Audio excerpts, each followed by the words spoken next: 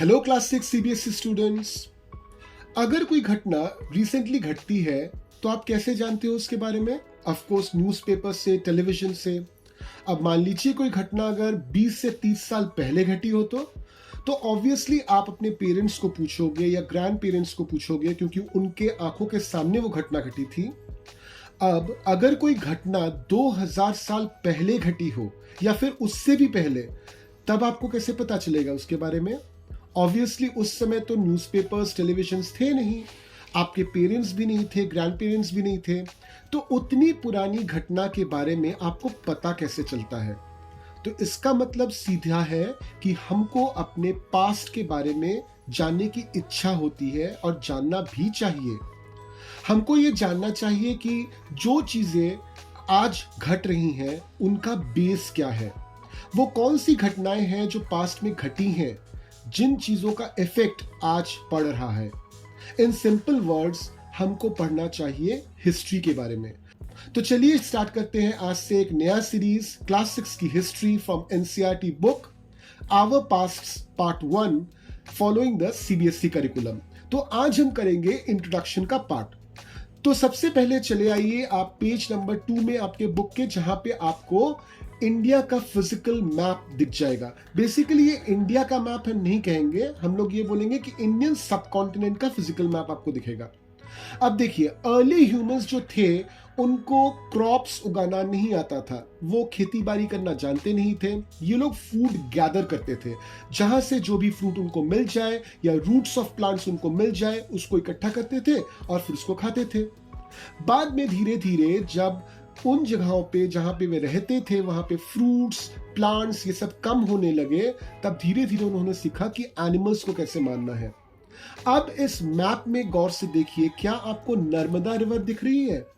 ये है वो रिवर या उसके आसपास के इलाके जहां पे अर्ली ह्यूमंस के अवशेष, अर्ली ह्यूमंस के रिमेन्स पाए गए हैं। और बहुत सारे एविडेंसेस हैं इस रीजन में जो ये प्रमाण करते हैं, जो ये साबित करते हैं कि अर्ली ह्यूमंस वहां पे सही में रहते थे। अब नॉर्थ वेस्ट की तरफ चले जाइए, यहां पे आपको सुलेमान और किरतार हिल्स दिखेंगे। एविडेंसेस बताते हैं कि ह्यूमन बीइंग्स ने करीबन 8000 इयर्स पहले यहां पे कल्टीवेशन की थी, यानी कि क्रॉप्स उगाए थे। हमको ये भी मिलता है कि इन ह्यूमन बीइंग्स ने जो आज से करीबन 8000 साल पहले इस इलाके में रहते थे, they used to domesticate animals. अब चले आइए हमारे नॉर्थ ईस्ट में, जहां पे आपको दिख जाएगा गारो हिल्स, और वापस सेंट्रल इंडिया में जहां पे आपको दिख जाएगा विंध्या हिल्स। अर्ली ह्यूमंस के सेटलमेंट के एविडेंसेस, एनिमल डोमेस्टिकेशन के एविडेंसेस यहां पे भी मिलते हैं। अब हम चले जाते हैं इंडस रिवर की तरफ। ऐसा पाया जाता है कि करीबन 4700 इयर्स पहले यहां पे कुछ शहर थे, जैसे मोहनजोदाड़ो, हड़प्पा। गंगा रिवर की तरफ चले आइए, यहां पे भी मिला है कि human settlements around 2500 years ago के। अगर हम गंगा के ईस्टर्न साइड में आते हैं तो वहां पे एक जमाने में एक बहुत बड़ा किंगडम हुआ करता था जिसका नाम है मगध। यहाँ पे बहुत पावरफुल रूलर्स रहते थे। करंटली ये मगध का इलाका जो है हमारे स्टेट बिहार में है। पुराने दिनों में लोग बहुत ट्रैवल करते थे। मोस्टली ये ट्रैवल रिलेटेड था to search of food and proper accommodation. लोग उस समय नोमड्स थे। नोमड मतलब बंजारे। So nomads are people who do not settle at a specific place and always move from one place to another, maybe in search of food, proper shelter, rough climatic conditions etcetera.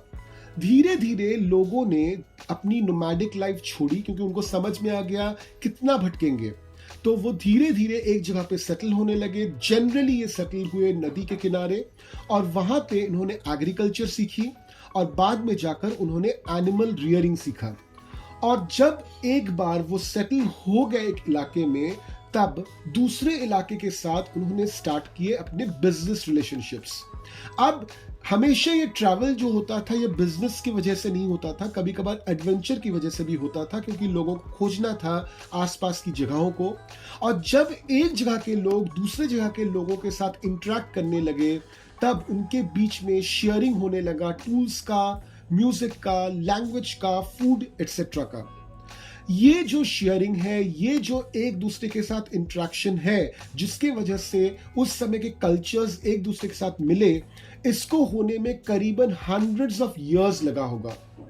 धीरे धीरे लोग जो है वो ऐसे जगहों पे जाने लगे कि जहां पे पहले ह्यूमन बींग्स नहीं रहते थे, जैसे हिल्स पे, माउंटेन्स पे, रिवर्स के करीब, सीज के करीब, एट द सेम टाइम कभी कभार डेजर्ट एरिया में। तो स्टार्टिंग तो हुआ था इंसानों का एज अ फूड गैदरर, मगर बाद में वो धीरे धीरे हो गए फूड प्रोड्यूसर। वो अपनी खेती खुद करने लगे, और सिर्फ खेती नहीं, दूसरे जगहों पे जो कुछ भी फसल उगता था उसको भी अपने यहाँ पे उगाने लगे। तो क्या हुआ, क्रॉप्स भी धीरे धीरे मिक्स होने लगे। क्या आपको पता है कि हमारे देश का नाम इंडिया या भारत कैसे पड़ा? क्या आपको पता है कि हमारे देश में जो लोग थे, अर्ली लोग थे, वो कहां कहां पे रहते थे? तो इसके लिए आपको थोड़ा इंतजार करना पड़ेगा और हमसे मिलना पड़ेगा पार्ट 2 ऑफ चैप्टर 1 में। तब तक कीप लर्निंग।